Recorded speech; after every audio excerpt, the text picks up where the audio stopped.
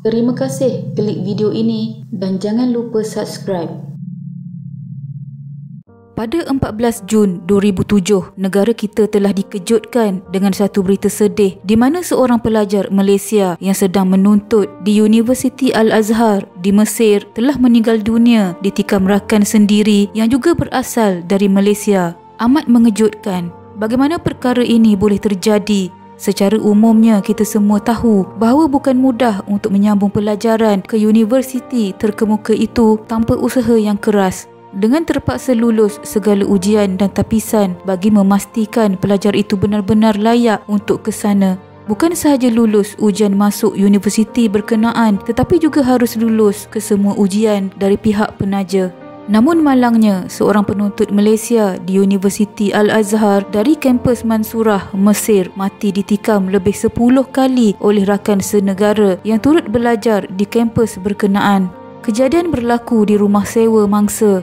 Mangsa adalah pelajar jurusan Usuluddin tahun 3 dan belum genap setahun berada di bumi Mesir kerana almarhum adalah mahasiswa yang mengikuti sistem berkembar melalui Kolej Agama Sultan Zainal Abidin, Kuza. Almarhum disahkan meninggal dunia di Hospital Mansurah, Mesir, kira-kira 3 km dari rumah sewa mangsa di Mantikah dirasat jam 8.30 malam waktu tempatan, iaitu 1.30 pagi waktu Malaysia. Tragedi pembunuhan Allahyarham Muhammad bin Ishaq ini bukan tragedi biasa.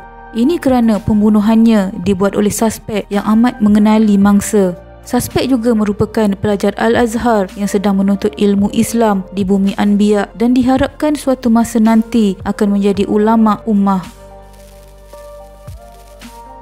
Dalam kejadian pada 13 Jun 2007 jam 12.30 malam waktu tempatan, Muhammad bin Ishaq, 22 tahun yang berasal dari kampung Raja Wali, Cendering, Kuala Terengganu meninggal dunia selepas dimasukkan ke unit rawatan rapi ICU Hospital Antarabangsa As-Salam akibat kecederaan parah di kepala dan lehernya. Suspek yang menyerang Muhammad berasal dari Dengkil, Selangor, tidak sempat melarikan diri dan ditahan di tempat kejadian oleh jiran mangsa sebelum diserahkan kepada polis dan siasatan sedang dijalankan.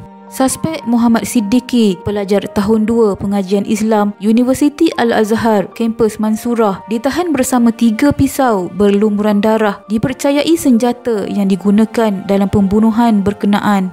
Ibu bapa mangsa dan suspek sudah dimaklumkan mengenai kejadian itu dan mereka amat terkejut dan saling tidak mempercayai mengenai kabar berita yang diterima oleh keluarga masing-masing. Pastinya mereka semua bingung apa yang telah terjadi. Jenazah mangsa pada mulanya akan dikebumikan di Mesir oleh pihak kedutaan Malaysia di sana kerana keluarganya tidak mampu menyediakan kos sebanyak RM10,000 bagi urusan membawa pulang jenazah. Namun atas bantuan kerajaan negeri, jenazah telah dibawa pulang ke Malaysia dengan diiringi oleh pengarah Jabatan Penuntut Malaysia JPM di Mesir, Dr. Muhammad Fakhruddin Abdul Mukti dari Mesir. Allahyarham Muhammad selamat dikebumikan di tanah perkuburan Kampung Laut, Kuala Terengganu kira-kira jam 9.30 pagi 17 Jun 2007 selepas disembahyangkan di rumahnya dengan diimamkan oleh guru sekolah pondok Abdul Rahman Ahmad. Lebih 100 orang menghadiri upacara pengkebumian tersebut termasuk Yang di-Pertua Dewan Undangan Negeri Terengganu Datuk Cik Mat Jusoh dan Pengarah Jabatan Pelajar Malaysia di Kahirah Dr. Muhammad Fakhruddin Abdul Mukti serta Wakil Yayasan Terengganu. Setelah pihak polis melakukan siasatan, maka inilah yang dikatakan berlaku pada hari itu. Ketika kejadian, mangsa sedang bersendirian di rumah sewanya itu apabila didatangi oleh suspek yang datang mencari salah seorang daripada teman serumah mangsa yang dikatakan berselisih faham dengannya. Bagaimanapun katanya, teman serumah mangsa itu telah keluar dari rumah menyebabkan suspek menjadi berang. Oleh kerana ingin melepaskan geram, suspek telah pergi ke dapur mencari pisau. Mangsa yang sedang menghadap komputer diserang dari belakang dan bergelut sehinggalah ditetak seluruh badan dengan 3 bilah pisau, antaranya pisau pemotong daging yang baru dibeli. Mangsa lari ke anjung rumah dan dilihat oleh sebahagian penduduk tempatan yang berada di pasar berhampiran tempat kejadian. Mereka cuba untuk membantu mangsa dengan naik ke tempat kejadian dan mendapati beliau dalam keadaan terbaring serta berlumuran darah. Di situ juga mereka mendapati ada seorang lagi pelajar Malaysia lain iaitu suspek di sisinya yang turut berlumuran darah. Penduduk tempatan berbangsa Arab telah menangkap suspek untuk diserahkan kepada pihak polis. Di samping itu, penduduk tempatan juga kemudiannya telah bergegas menghantar mangsa ke Hospital Dauli untuk rawatan. Suspek yang berusia 22 tahun sebelum ini beberapa kali ditahan pihak keselamatan Mesir kerana terbabit pergaduhan dengan rakyat negara itu dan kes kecurian. Namun menurut pengarah Jabatan Penuntut Malaysia JPM di Mesir, Dr. Muhammad Fakhruddin Abdul Mukti, mereka hanya mengetahui perkara itu selepas kes pembunuhan Muhammad kerana polis Mesir ini tidak melaporkannya kepada JPM. Ini kerana jika ianya sampai ke tahap pelajar terbabit perlu dihantar balik ke Malaysia, barulah pihak berkuasa Mesir akan serahkan kepada JPM. Suspek dipercayai mengalami tekanan mental. Dia dikatakan lebih banyak berdiam diri apabila disoal siasat. Terdapat juga dakwaan beberapa pelajar juga dikatakan pernah melihat suspek ketawa sendirian selain tidak mempunyai ramai kawan kerana kurang bergaul dan lebih suka menyendiri. Susulan dakwaan bahawa suspek mengalami tekanan mental, Dr. Muhammad Fakhruddin meminta penaja membuat tapisan teliti termasuk menyelidik latar belakang pelajar sebelum menghantar mereka melanjutkan pelajaran ke luar negara bagi mengelak kejadian itu berulang.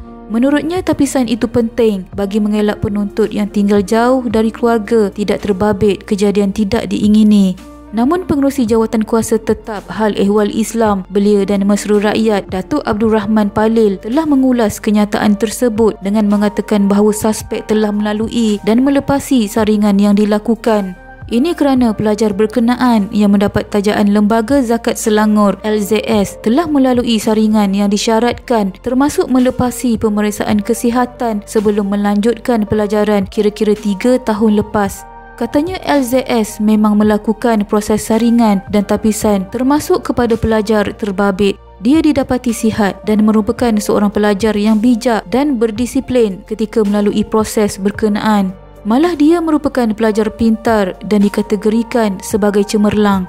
Selain melakukan saringan dan menyelidik latar belakang pelajar, Abdul Rahman berkata LZS turut menghantar setiap pelajar tajaannya mengikuti kursus persediaan selama 3 bulan di Institut Latihan Dakwah Selangor ILDAS. Katanya kursus itu termasuklah memberikan penerangan, persiapan diri, ketatanegaraan, sejarah, pantang larang di tempat orang dan memantapkan disiplin termasuk persediaan fizikal dan mental sebelum pelajar melanjutkan pelajaran.